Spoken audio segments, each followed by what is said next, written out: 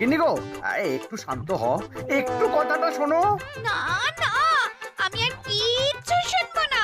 এক সপ্তাহ সময় দিচ্ছি, তার মধ্যে মহারানীর মতো ওই সীতাহার আমার চাই চাই চাই। আহা, কিন্তু গিন্নি ওটার যে অনেক দাম। আমার কি আর মহারাজের মতো অত টাকা আছে বলো? এই শোনো, তোমার কি আছে আর কি নেই তা আমার খুব ভালো করে জানা আছে, বুঝলে? কিন্তু গিন্নি, একটা কথা কান খুলে শুনে রাখো, এবারে যদি তুমি ওই সীতাহার আমাকে গড়িয়ে না দাও, আমি তাহলে চিরদিনের মতো বাপের বাড়ি চলে যাব।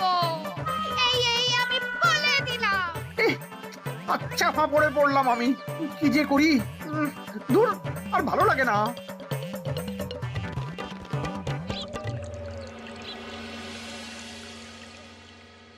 আজকে তোমাদের সকলের কাছে আমার একটা প্রশ্ন আছে। বলুন মহারাজ। আচ্ছা, ধরো তোমরা যদি এ রাজ্যের লোক না হতে, অন্য কোনো রাজ্যের হতে, তাহলে তোমাদের কাছে কৃষ্ণনগর কেমন মনে হতো?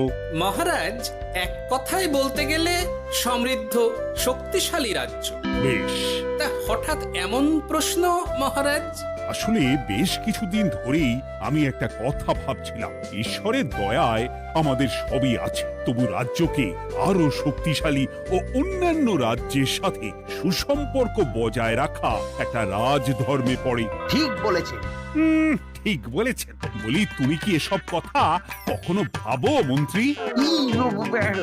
হ্যাঁ, মানে আগে রোজ না, কিন্তু কখনো সখনো বোধহয় ভেবেছিলাম।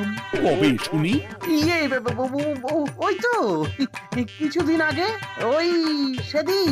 এটা ঠিক কোন সেদিনের কথা বলছেন মন্ত্রী মশাই? যেদিন আকাশে ওই দুটো সূর্য উঠেছিল? তোমাকে সবকিছুতে ফোড়ন কাটতেই হবে না গোপাল, হ্যাঁ? কি আর করি বলুন, আপনার কষ্ট যে আর সহ্য হয় না। যাই হোক, মুদ্রা কথা হলো, এসব কথা মাথায় রেখে এখন আমাদের কিছু করা উচিত। কিন্তু কি করা উচিত সেটা আমি ঠিক বুঝতে পারছি না। এই একটা করে রসগোল্লা খাওয়ালে কেমন হয়? এই, তুমি থামবে? মহারাজ, আমার কাছে একটা উপায় আছে। 10 দিনের একটা মিলন মেলার আয়োজন করলে কেমন হয়? খুব বাজে হবে। একটা মেলা কত ঝামেলার কাজ সেটা বোঝো? একেই কত খরচ, তার উপর আবার অনেক লোক। মোটেই না, এটা তো দারুণ বুদ্ধি দিয়েছো গোপাল। এমন কিছুই তো চাইছিলাম। দূর, আর সবকিছুই আমার বিপক্ষে মনে হয়। দিনটাই খারাপ, আমি বরং চুপই থাকি। তাহলে সবাই শোনো, এক সপ্তাহ পর কৃষ্ণনগর এক বিরাট বড় মিলন মেলার আয়োজন করছে, আর তার জন্য লোকজনকে নিমন্ত্রণ করার কাজ দেখবে গোপাল। যথাজ্ঞা মহারাজ। আর মন্ত্রী, ভালো করে শুনে রাখো, মেলা প্রাঙ্গণ সাজানো, ঠিকঠাক নিরাপত্তা, এসব তোমার দায়িত্ব। আচ্ছা, কিন্তু বলছিলাম যে সবকিছু ভালো করে করতে গেলে খরচও তো। ওসব নিয়ে তোমাকে চিন্তা করতে হবে না। যত খরচই হোক আমাকে বলো, আমি দেব। আরে বাস, তো দারুণ ব্যাপার। এই ফাঁকে যদি কিছু আমারও লাভ হয়ে যায়, তাহলে গিন্নির গলার হারটার কিছু একটা করতে পারবো। বেশ, তাহলে প্রত্যেকে নিজেদের কাজ শুরু করে দাও।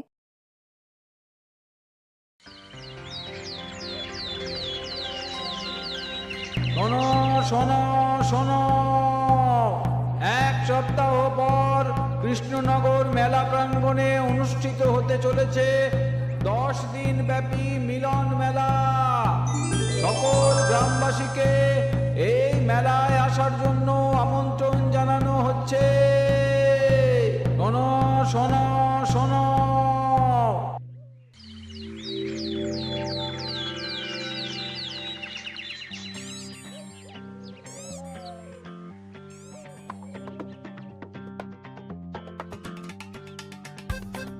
বাহ বাহ বাহ, ঠিক যেমনটা চেয়েছিলাম তেমনটাই হয়েছে। আর এসব কিছুর জন্য আমি গোপালকে ধন্যবাদ জানাতে চাই। কি যে বলেন মহারাজ, এই কৃষ্ণনগর তো আমার নিজেরই পরিবার।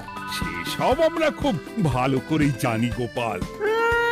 দীক্ষেতা একেবারে উতলে পড়ছে। এসব দেখে গা জ্বলে যায়। তোমার এই এত ভালো বুদ্ধি দেওয়ার জন্য আমি তোমাকে 50টি স্বর্ণমোহর উপহার দিতে চাই। এটা কি হলো? এরকম হলে কিন্তু আমি খেলবো না। কেন মন্ত্রী, তোমার আবার কি হলো? আমিও তো মেলার আয়োজন করেছি, তাহলে গোপাল একা কেন উপহার পাবে? সে তো মেলার জন্য অনেকেই কাজ করেছে, কিন্তু আসল বুদ্ধিটা তো দিয়েছে গোপালই। মন্ত্রী মশাইয়ের বোধহয় খুব হিংসা হচ্ছে। ঠিক আছে মহারাজ, আপনি বরং এই উপহার সকলের সাথে ভাগ করে দিন। না গো, কোনো ভাগ চাই না। তোমার উপহার তুমিই রাখো। যত সব।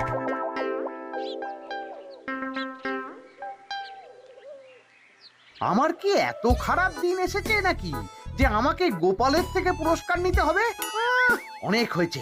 না না না, এবার আমাকেই কিছু ভাবতে হবে মনে হচ্ছে।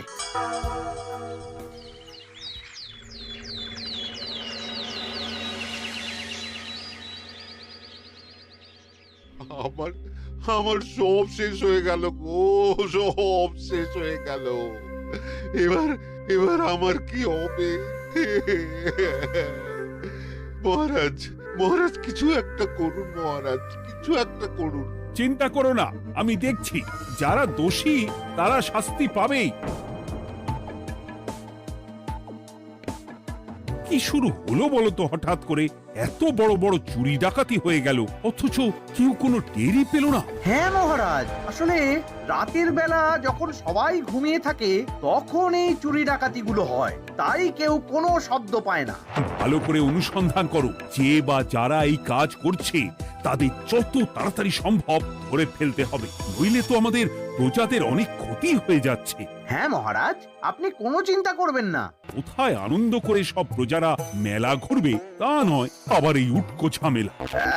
একটা কথা বলছি, কিছু মনে করবেন না। আসলে এই ঝামেলার কারণ হলো গোপাল। আমি ঠিক জানতাম কোনো না কোনো ভাবে আপনি আমাকে দোষ দেবেন। সত্যি তো, এসবের সাথে গোপালের কি সম্পর্ক? ওরই তো সম্পর্ক আছে মহারাজ। মেলা শুরু হলো আর তার সাথে চুরি ডাকাতিও। আর যদি গোপাল মেলার বুদ্ধিটা না দিত তাহলে রাজ্যে এত চুরি ডাকাতিও বাড়তো না। মানছি মন্ত্রী মশাই, মেলার বুদ্ধিটা আমার, কিন্তু মেলার নিরাপত্তা রক্ষা তো আপনার দায়িত্ব ছিল। যদি মেলা থেকেই এই ঝামেলা শুরু হয় তাহলে তো আপনার কাজেও ফাঁক আছে। মুখ সামলে কথা বলো গোপাল। আহ, তোমরা একটু থামবে? এখন নিজেদের মধ্যে ঝামেলা করার সময় নয়। সবাইকে একসাথে কাজ করে আসল চোর ডাকাতদের ধরতে হবে, তারপর বোঝা যাবে কার দোষ ছিল আর কার নয়। আগে মহারাজ।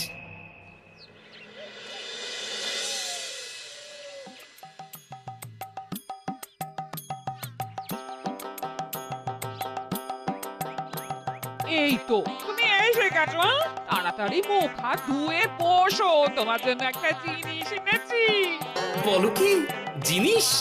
আরে আরে একটু অপেক্ষা করোই না, আমি আনছি। হ্যাঁ বেশ, আনো তাহলে।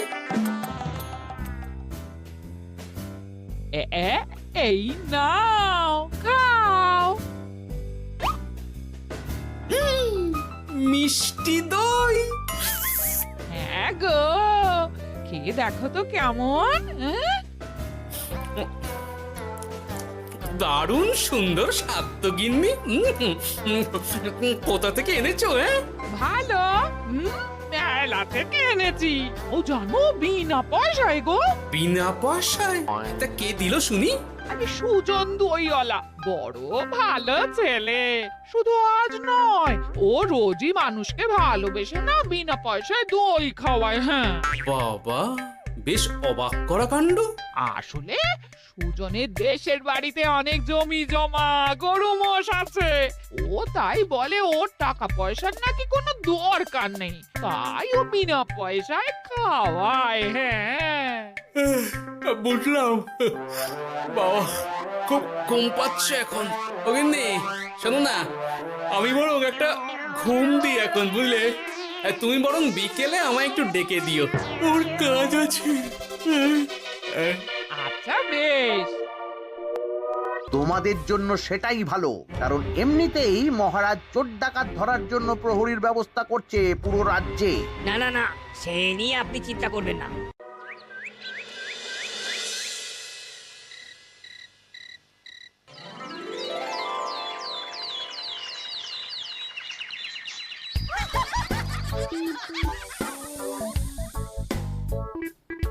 কই গো? ওরে আর কতক্ষণ ঘুমোবে? সকাল তো হয়ে গেল। সে কি গিন্নি, সকাল? তোমাকে যে আমি কতবার বললাম আমাকে বিকেলে ডেকে দেবে। বলি কবেকার বিকেল? গতকালে না আজকে? তা তোমার বুদ্ধিতে কি বলে গিন্নি? আমার বুদ্ধি নিয়ে কথা বলো, আগে নিজের ঘুমকে দেখো। গতকাল বিকেল থেকে ডেকে ডেকে গলা ব্যথা হয়ে গেল, কিন্তু ওনার ঘুম আর ভাঙে না। হতেই পারে না। পারে না?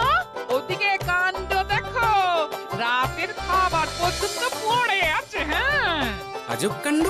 যাই হোক, অনেক দেরি হয়ে গেছে বুঝলে, আমাকে এক্ষুনি রাজসভার জন্য বেরোতে হবে।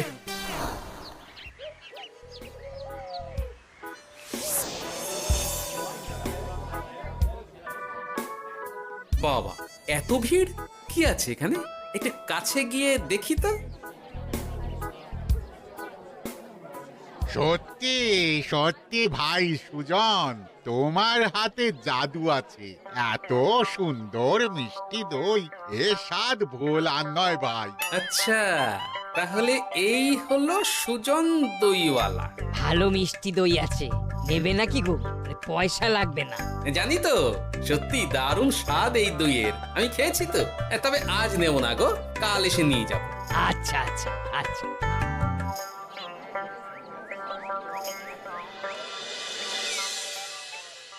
আর কোনো নতুন খবর পেলে ওই ডাকাতদের ব্যাপারে? না মহারাজ, এখনো ঠিক ধরতে পারিনি। ওরা বোধহয় বুঝতে পেরে গেছে যে আমরা খোঁজ করছি। মহারাজ, আমার মাথায় একটা নতুন বুদ্ধি এলো। রাতের বেলা করে সব বাড়িতে পাহারা দেওয়া শুরু করলে কেমন হয়? সব চুরি তো রাতেই হচ্ছে। আরে, এ তো দারুণ বুদ্ধি। কিন্তু মহারাজ, আমাদের রাজ্যের প্রহরীরা রাতের বেলা কি করে পাহারা দেবে? কেন কেন, কি সমস্যা? অনেক সমস্যা আছে। তাদের শরীর খারাপ হতে পারে, তার চেয়েও বড়, রাত জেগে থাকলে দিনে তারা সকলে ঘুমোবে, তখন পুরোটাই বেকার হবে। কিচ্ছু বেকার হবে না মন্ত্রী মশাই, আমাদের প্রচুর সেনা আছে, তাদের সকলকে দায়িত্ব ভাগ করে দিলেই হয়ে যাবে। তুমি বেশি বোঝো। গোপাল তো কিছু ভুল বলেনি মন্ত্রী, আমরা পাহারা বাড়াবো। আমি আজই সব সেনাদের সাথে কথা বলছি। সেনাপতি, তুমিও এ ব্যাপারটা একটু দেখো। যথাজ্ঞা মহারাজ।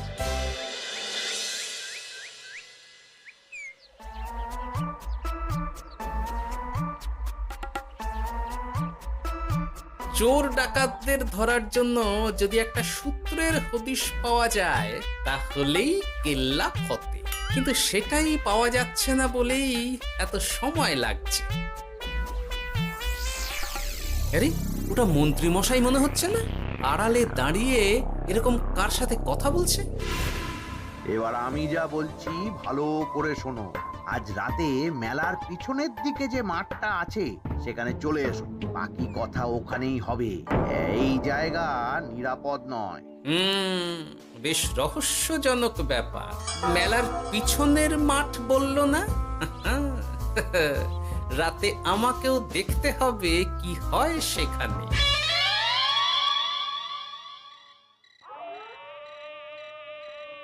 উফ, কি মশা রে বাবা! কখন থেকে দাঁড়িয়ে আছি, মন্ত্রী মশাইয়ের পাত্তা নেই কেন?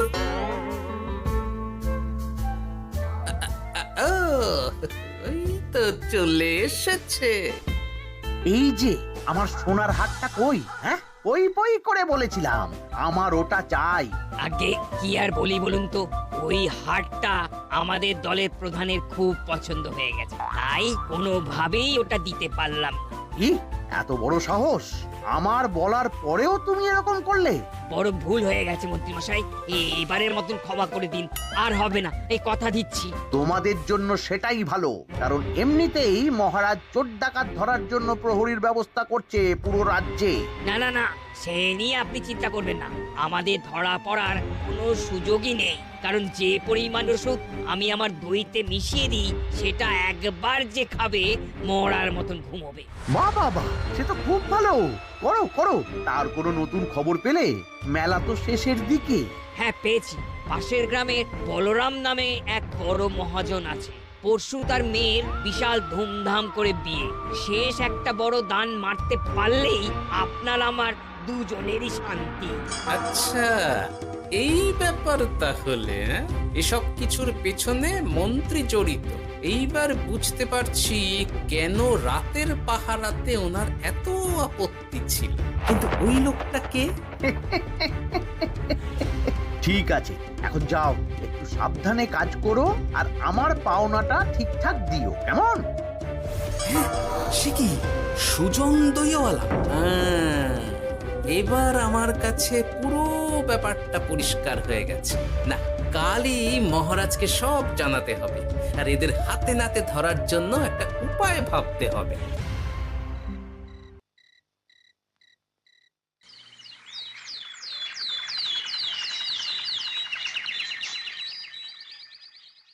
আরে এসো এসো, তোমার জন্যই তো অপেক্ষা করছিলাম। কি এমন জরুরি কথা আছে যে একান্তে দেখা করতে চাইলি? কোন মুখে বলি মহারাজ, সর্ষের মধ্যেই যখন ভূত তখন আর কি।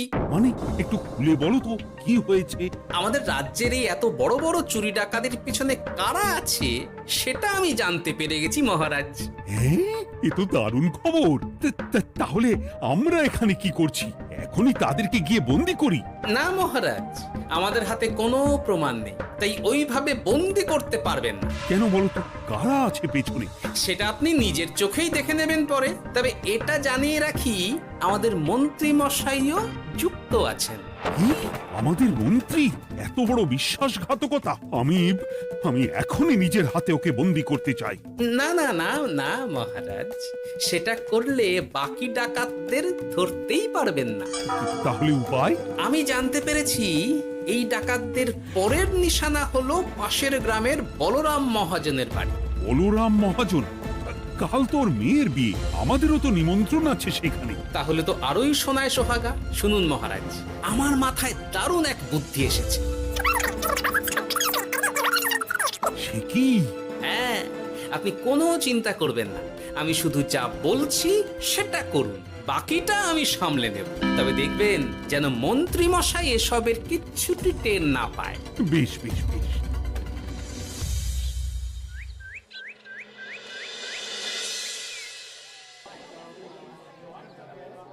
আর তো কিছুক্ষণ, এরপরেই তো সন্ধে নামবে। তোমার সবকিছু তৈরি তো? হ্যাঁ মহারাজ। আরে মহারাজ আর গোপাল কানে কানে এত কি কথা বলছে, আমাকেও জানতে হবে সেটা। ওই যে আসছে মরকটটা, আমার আর ওকে এক মুহূর্ত সহ্য হচ্ছে না। মনে হচ্ছে গুদুম গুদুম করে ওর মাথায় গাঁটটা মারি। শান্ত হন মহারাজ, দয়া করে শান্ত হন আর একটুখানি। তারপর আপনি মন্ত্রী মশাইয়ের সাথে যা ইচ্ছে করবেন। ওর আমি বরং অন্যদিকে যাই, মুখ দেখলেই আমার মাথাটা গরম হয়ে যাচ্ছে। সেই ভালো। কি হলো ব্যাপারটা? যাই হোক, আর তো কিছুক্ষণ, তারপর আমার বিশাল লাভ হবে। বরং ততক্ষণ আমি পেট পুজো করি।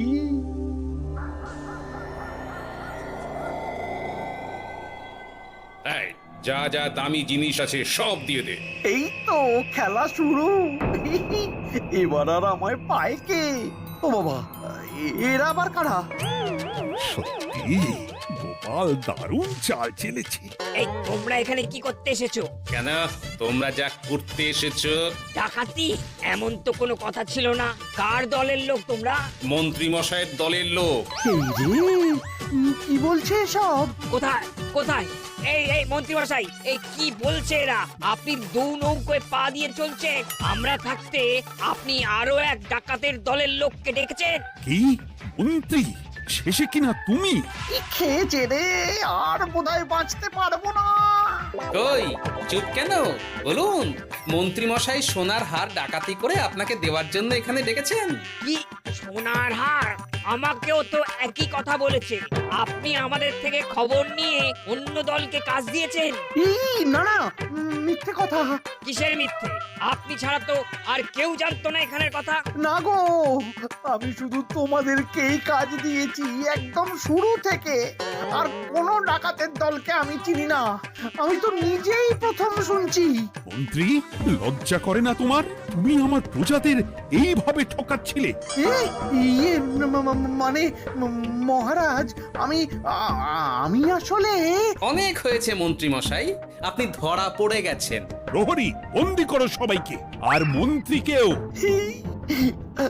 আমাকে ক্ষমা করে দিন মহারাজ, আমি ইচ্ছা করে এটা করিনি। আসলে আমার গিন্নি কদিন ধরেই মহারানীর সীতাহারের মতো দেখতে হার বায়না করেছে। তার জন্য তুমি নিজেদের লোকেদের থেকেই চুরি করবে? আর কি করব বলুন, এক সপ্তাহের মধ্যে হার না দিলে বাড়ি ছেড়ে চলে যাবে বলেছে। তাই আমি এখন আপনি যেটা করেছেন সেটা যদি আপনার গিন্নি জানতে পারে তাহলেও বাড়ি ছেড়ে চলে যাবে। শাস্তি তো তোমাকে পেতেই হবে মন্ত্রী। আয়, কে আছো?